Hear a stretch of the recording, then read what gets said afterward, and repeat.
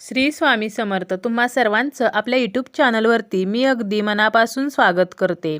तुमच्या मनातील सर्व चांगल्या इच्छा स्वामी महाराज पूर्ण करोत हीच स्वामींच्या चरणी प्रार्थना करते आणि आजच्या व्हिडिओला सुरुवात करते. कालभैरव जयंती ही 5 डिसेंबरला आहे आणि या दिवशी आपल्याला सकाळी लवकर उठून स्नान करायचं आहे, स्वच्छ वस्त्र परिधान करायचं आहे. तुमच्या जवळपास जर कालभैरवांचं मंदिर असेल तर त्या ठिकाणी जाऊन दर्शन घ्यायचं आहे.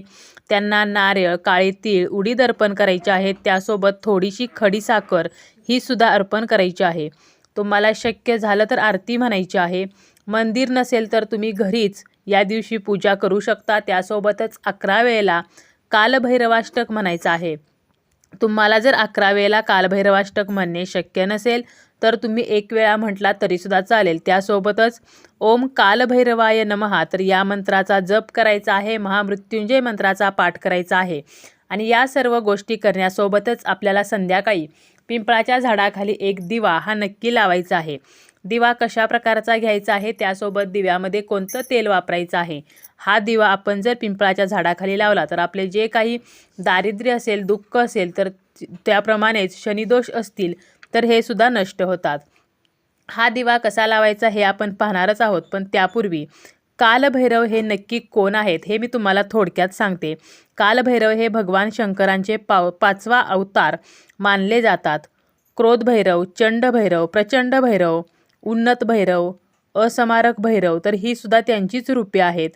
आणि त्यांचे हे रूप जरी उग्र असले तरीसुद्धा खऱ्या प्रामाणिक व्यक्तीच्या हाकेला कालभैरव हे धावून जात असतात. कालभैरव हे श्यामवर्णी असून त्यांना 4 हात आहेत.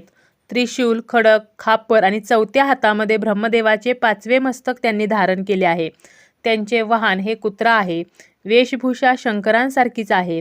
संपूर्ण अंगावर चिताभस्म लावलेले, कमरेभोवती व्याघ्रचरण म्हणजे वाघाचं कातडं आणि गळ्यामध्ये माला तर हे प्रथम दर्शनी कोणाच्याही मनात भीती उत्पन्न करणारे रूप आहे.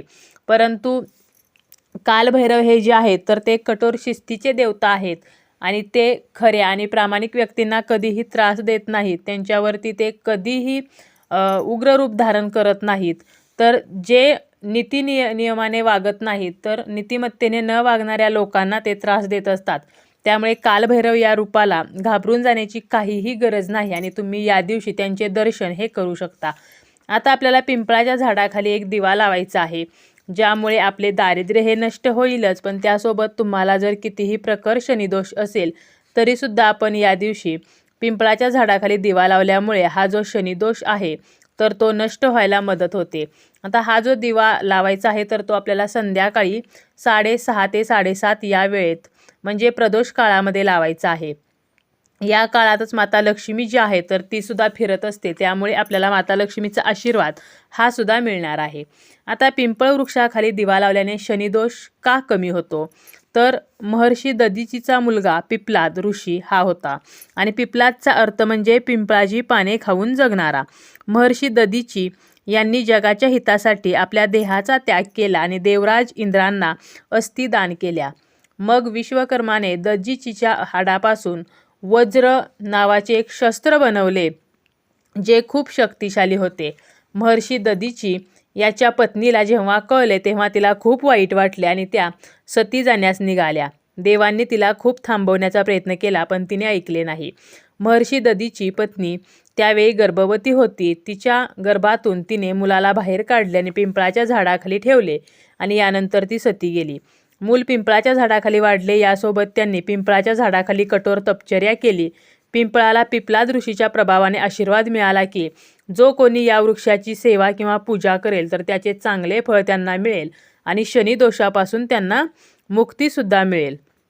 कारण जेव्हा पिप्लाद ऋषींना कळले होते की त्यांचे वडील हे शनिदोषामुळे मरण पावले आहेत तेव्हा त्यांनी ब्रह्मदेवांच्या आशीर्वादाने ब्रह्मदंड प्राप्त केला आणि शनिदेवांना शिक्षा दिली होती.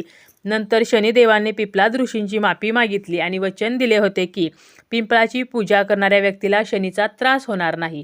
त्यामुळे आपल्याला या कालभैरव जयंतीच्या दिवशी एक दिवा हा पिंपळाच्या झाडाखाली लावायचा आहे. पिंपळ वृक्ष जो आहे तर ते विष्णूचं एक रूप आहे आणि ज्या ठिकाणी विष्णू आहे तर त्या ठिकाणी माता लक्ष्मी असते. त्यामुळे माता लक्ष्मीचा आशीर्वादसुद्धा आपल्याला मिळणार आहे. आपला शनिदोष हा सुद्धा कमी होणार आहे. आपले दारिद्र्य नष्ट होणार आहे. पितृदोष जर असेल तरीसुद्धा तो सुद्धा नष्ट होणार आहे. पिंपळ वृक्ष जो आहे तर तो एक सर्वोत्कृष्ट वृक्ष मानला जातो आणि या झाडाची आपण पूजा केल्याने संपत्ती आणि समृद्धी तर ही सुद्धा मिळत असते. त्याप्रमाणेच आपल्याला आपल्या पूर्वजांचे आणि जे काही विष्णू आहेत, लक्ष्मी आहे, तर यांचे सुद्धा आपल्याला आशीर्वाद हे मिळणार आहेत. पिंपळाच्या झाडाला आपल्याला या दिवशी अगोदर प्रदक्षिणा घालायच्या आहेत. यामुळे आपले जे काही पाप आहे तर ते नष्ट होते. तसेच आपल्याला पूर्वजांचे आशीर्वाद जे आहेत तर ते सुद्धा मिळतात. तर आपल्याला पिंपळ वृक्षाला 11 प्रदक्षिणा ह्या घालायच्या आहेत. अगोदर पिंपळ वृक्षाजवळ जायचं आहे.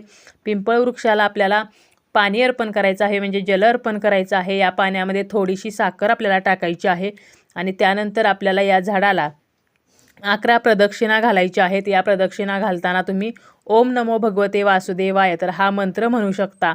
आणि यानंतर आपल्याला काय करायचं आहे तर झाडाखाली एक दिवा लावायचा आहे. आता हा दिवा घेताना आपल्याला कणकेचा चौमुखी दिवा घ्यायचा आहे. काही कारणाने तुम्हाला जर कणकेचा दिवा करणेच शक्य नसेल तर मात्र तुम्ही निरंजन, पंती तर अशा प्रकारात दिवा वापरू शकता. परंतु शक्य असेल तर कणकेचा दिवा करा, चौमुखीच दिवा करा आणि यामध्ये आपल्याला 4 वाती घालायच्या आहेत.